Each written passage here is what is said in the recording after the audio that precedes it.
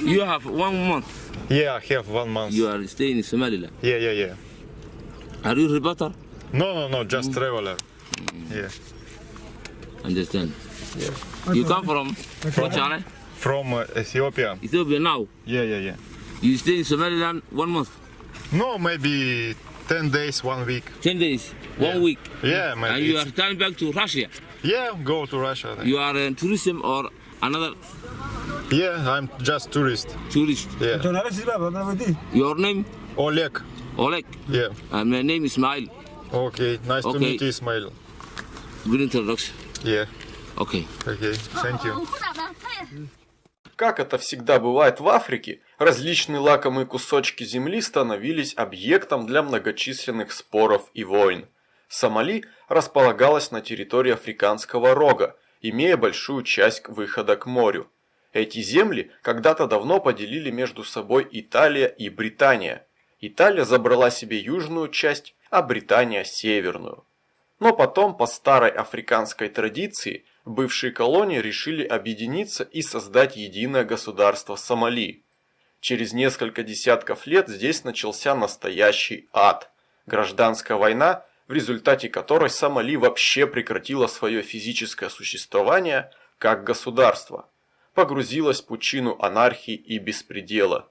Территория разделилась на различные удельные княжества во главе с полевыми командирами, самым спокойным и относительно безопасным из которых стал Сомалиленд. В Сомалиленде появилась государственность и различные ее институты.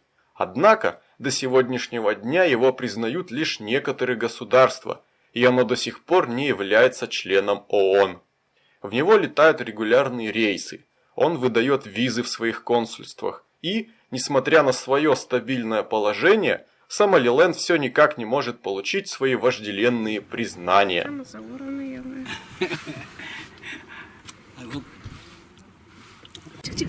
И вот я оказался в Сомалиленде, еду на таксишке в сторону Харгейса, это столица этого государства. Уже проехали 2 поста, на посту нормально, мне проверили документы, сказали welcome, добро пожаловать в страну, пожелали удачи. Посмотрели только визу и спросили имя. Somaliland. I also take movies like you. You also journalist. I like independent journalist, like for YouTube channel. Okay. Osman, I'm Oleg. I'm living in Somaliland. Okay, in Hargeisa. Yes, in Hargeisa. Yeah. And Sri Gabile. Yeah. I'm working the TV. In TV. But the Hersi TV. They, okay. Hersi, this minister Hersi. So this road was made Russian. Yeah, Russian people made this road. Yeah. Yeah. Soviet Union. I will. Yeah, Soviet Union period. Yeah.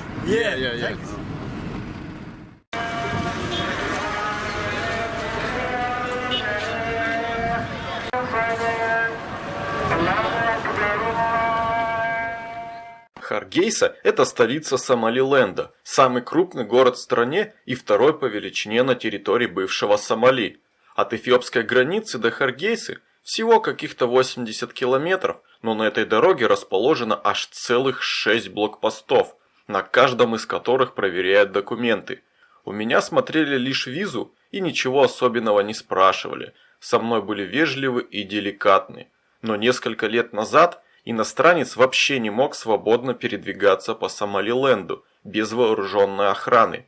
Все путешественники, кто был здесь, были вынуждены нанимать автоматчика, который ходил везде с ними, как хвост.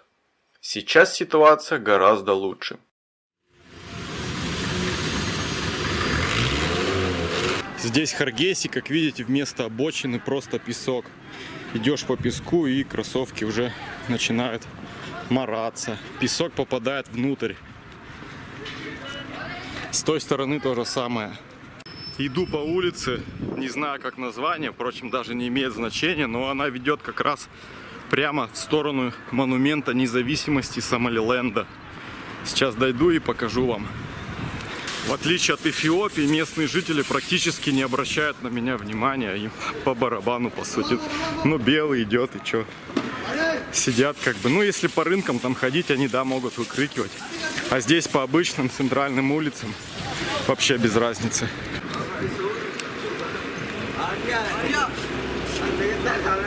Ну вот он, монумент независимости, и здесь, как видите, устроили какую-то свалку. Автосервисы, короче, все заставили шинами, и монумент почти не видно. Я бы его даже прошел, если бы это по карте не посмотрел. Какой-то он в плохом состоянии, не следят.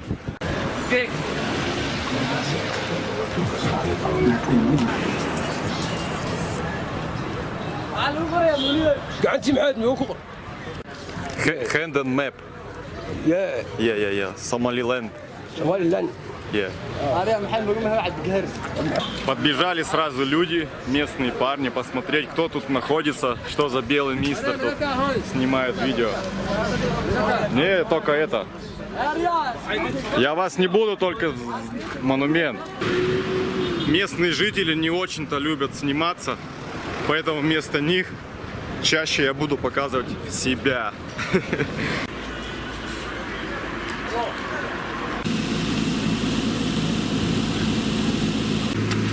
Hello. Весь день погода в этой низменности была очень даже хорошая. Ветерок продувает, жары совсем нету, то есть так вообще прекрасно, как у нас в России летом. В Харгейсе не так много достопримечательностей, собственно их всего две. Это монумент независимости, который мы с вами уже видели, и старый самолет МиГ-17 в центре города.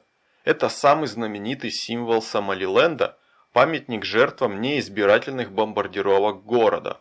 Самолет был захвачен у сомалийских ВВС и водружен на постамент с различными барельефами, показывающими ужасы гражданской войны. По некоторым данным, в ходе бомбардировок Харгейсы было уничтожено примерно 80% города. Около полумиллиона его граждан бежали за границу, и Харгейса превратилась в город-призрак.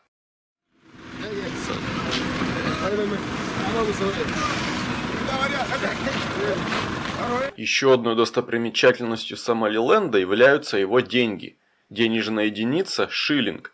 В обороте купюры 1000 и 5000 шиллингов. За $1 можно получить примерно 5000, то есть одну зелененькую или 5 красненьких бумажек. В итоге, если поменял $100, то у тебя на руках уже как минимум 100 зелененьких или, короче, целая котлета бумажных денег.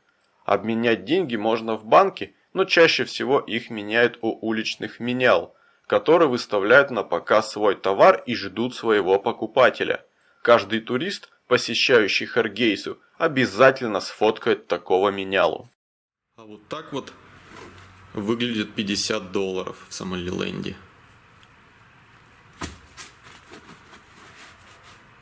Почти как в Венесуэле такая же ситуация.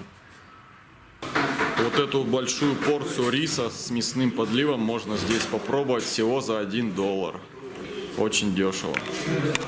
Съел вкусную тарелку риса, но сегодня джума, то есть пятница, и многие заведения закрыты. Даже кофе не найти где попить. Hello, hello. No? No.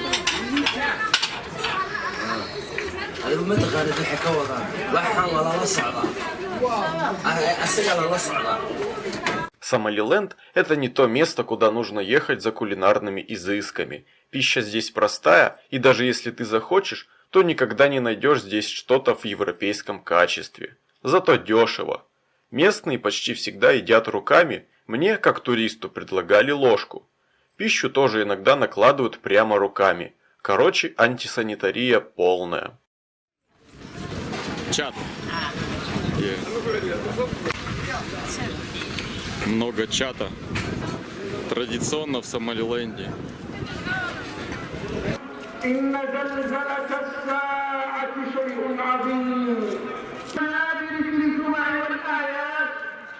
والمكان اعتبار والترغيب والترهيب. تلكم هي سورة قاف أو بعض السنة وما أخذت قاف والقرآن الذي قد علمنا ما تنقص الأرض منهم. Поскольку Россия не признает независимость Сомалиленда, то и российские сотовые операторы здесь не работают. Хотя местная сотовая связь здесь есть, поймать вышку в общем-то не проблема. Но мой Билайн все время показывал отсутствие сети. Все бы ничего, но совершить онлайн-платеж без смс-ки не получится. А стало быть, я не могу купить билеты на самолет и совершить другой онлайн-платеж. Кстати, снять наличку с банкомата можно только с MasterCard. Виза здесь тоже не работает, потому что США тоже не признают Сомалиленд. Салам! А еще в Сомалиленде люди не любят, когда их фотографируют. Но не все. Те, что любят, подходят к тебе сами и просят, чтобы ты их сфоткал. Но большинство мне машет, чтобы я не делал этого. Боятся. Да, местные жители неохотно фотографируются. Машут мне, что не фотографирую, не фотографирую. Я спросил, почему боятся они фотографироваться. Сказали, что просто еще не знают, что такое. Нет опыта фотографий. Думают, что если я их сфотографирую, то принесу какой-то вред им. Что-то, наверное, суеверие какое-то, что-то религиозным попахивает. Из Харгейсы можно улететь эфиопскими и различными арабскими авиалиниями, а также ходят регулярные рейсы даже в Могадишо, столицу Сомали. Создается впечатление, что даже само Сомали уже признает Сомалиленд, а другие страны все этого сделать не могут.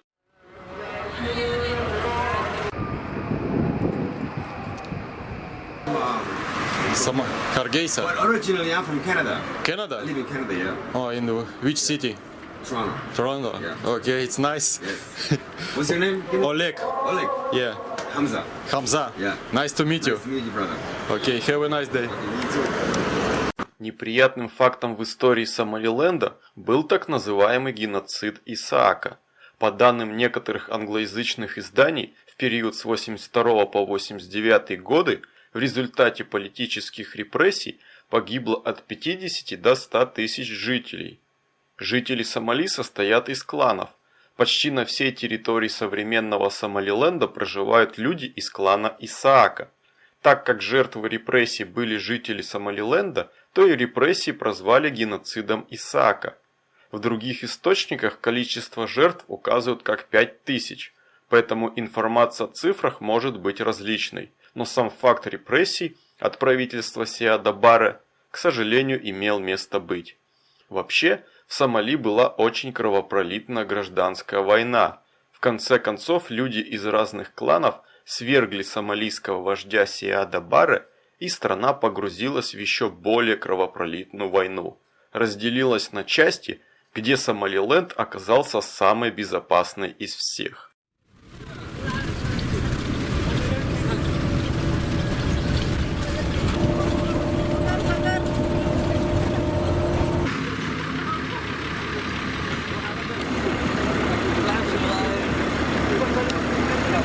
Итак, еду в сторону Берберы на автобусе обычном, городском.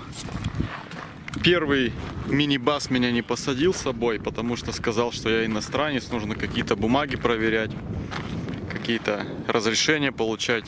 Я поехал на обычном автобусе, уже 3 поста преодолели, они просто паспорт мой посмотрели, все, езжай. Ничего даже не сказали, им без разницы. Сейчас остановились на обеденный перерыв.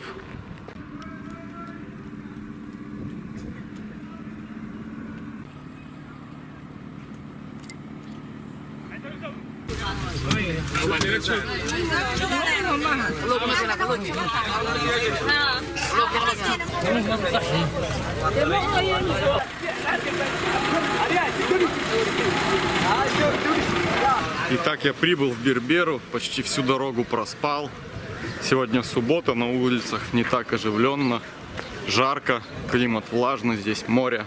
Сейчас мы его увидим. Что-то на улочках совсем все тихо, только вороны каркают. Бербера – это главный порт Сомалиленда. Честно говоря, я не знаю даже каких-то других портов здесь. Также Бербера – это главный порт Эфиопии. Поскольку страна не имеет выхода к морю, то используют порт Берберы, оставляя в Сомалиленде вожделенные доллары. Его построили советские военные строители в 1969 году и использовали как военную базу. Из Берберы можно уплыть в Йемен. А еще рядом с городом есть международный аэропорт, построенный тоже советскими строителями в 70-х годах. Длина полосы более 4 километров, что рекордно для всей Африки. После того, как аэропорт заняли американцы, то стали использовать его как резервный для своих космических шаттлов. Из Берберы можно улететь в Эмираты, Эфиопию, Кению и другие страны.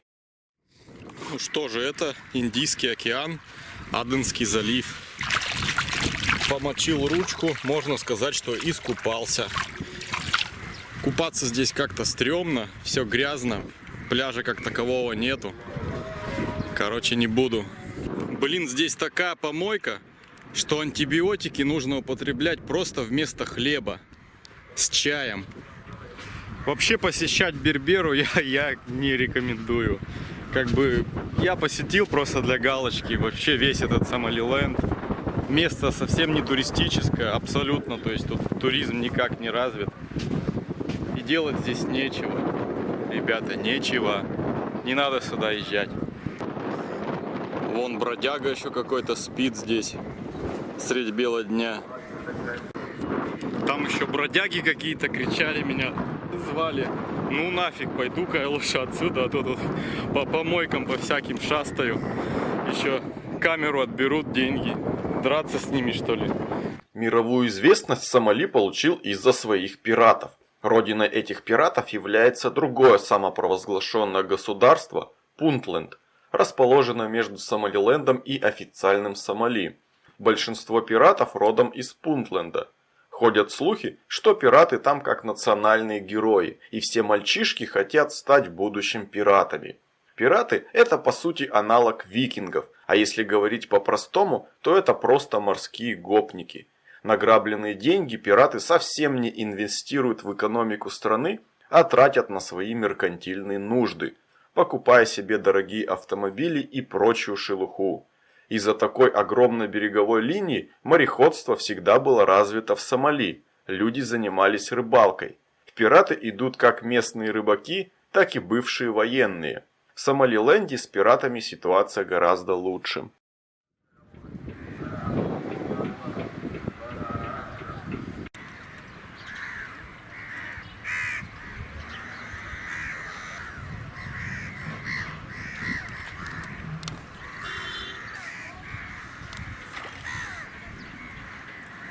О, ребята, смотрите, это же это рыба фубу, или как она, фугули, которая ядовитая, это толстая. Вон она. Офигеть, да?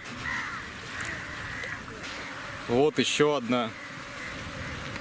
Уже скисла. Как будто еж.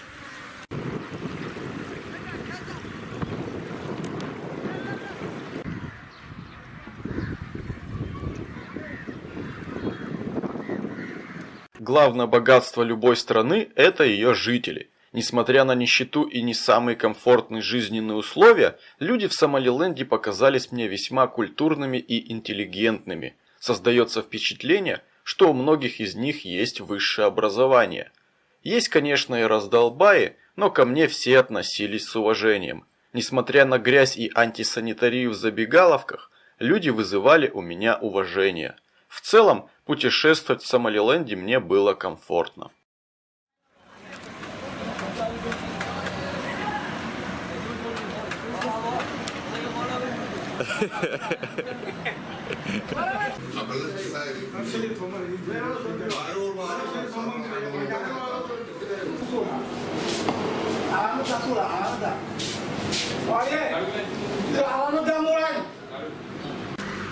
Сейчас, как видите, отлив, и лодки стоят на берегу, прямо на земле.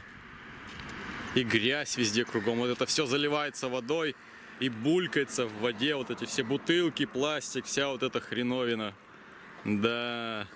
В Бербере я был всего одну ночь. Делать тут особо-то и нечего, людей мало. Есть старые здания, красивые рисунки, но в целом очень скучно. Думал, попробую какие-то рыбные блюда, возможно, тунца, но блюда здесь еще более отвратительные. К тому же климат здесь гораздо жарче, чем в Харгейсе. Все-таки столица лежит свыше 1000 метров, а здесь уже уровень моря и влажность повышенная.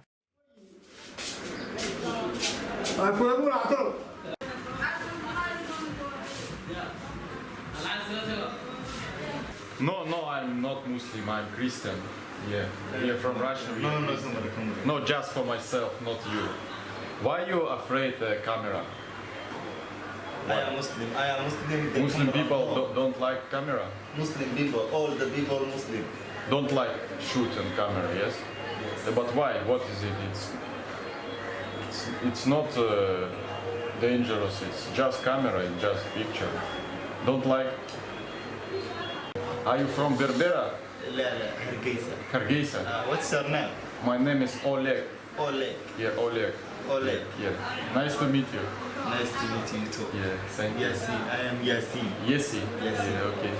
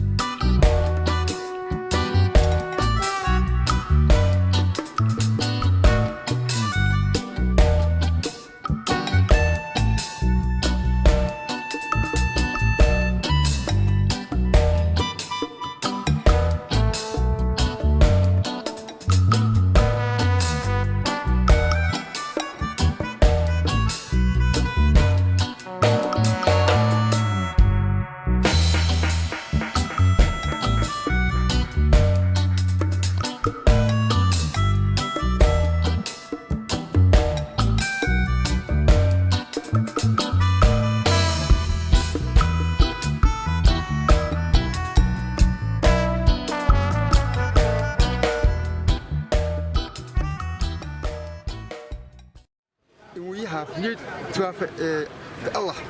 Allah. Allah only. Yeah, Allah love Somaliland. Yeah. Yeah. The Somaliland. Yeah. We are 1991. There's separation Somaliland. Uh-huh. The separation of Somaliland. In this Somaliland is busy for just we have a diplomat, good well.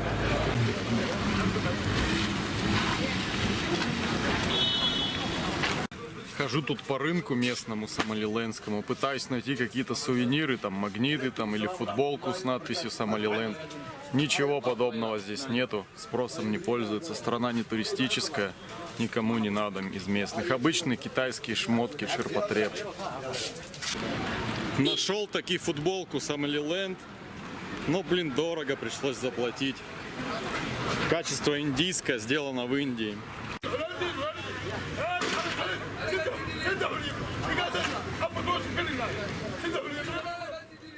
Кстати, визу в Сомалиленд я получал в Аддис-Абебе. Обошлась она мне $100 и день ожидания. Выдается очень легко, плати только деньги. Хотелось бы сказать, что самой главной достопримечательностью Сомалиленда являются наскальные рисунки Лас-Галь. Туда я, увы, не ездил, потому что это немного проблематично, но если вы будете здесь, то обязательно посетите их. Это последняя финишная прямая у меня в городе Харгейса. И по правую руку от меня международный аэропорт. Меня поджидает рейс на Дубай. Точнее, не поджидает, он еще не прилетел. Будет только в 7:15. А сейчас 5-й час, почти 5 уже. Международный аэропорт Харгейсы. Выход, оказывается, вход, точнее, с другой стороны.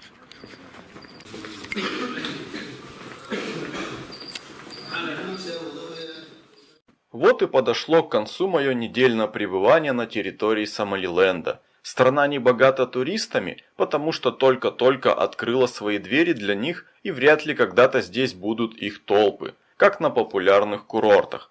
Да это, возможно, и не так важно для Сомалиленда, как возможность просто почувствовать себя таким, какой он есть, чтобы его принимали остальные и, наконец, просто признали его наличие.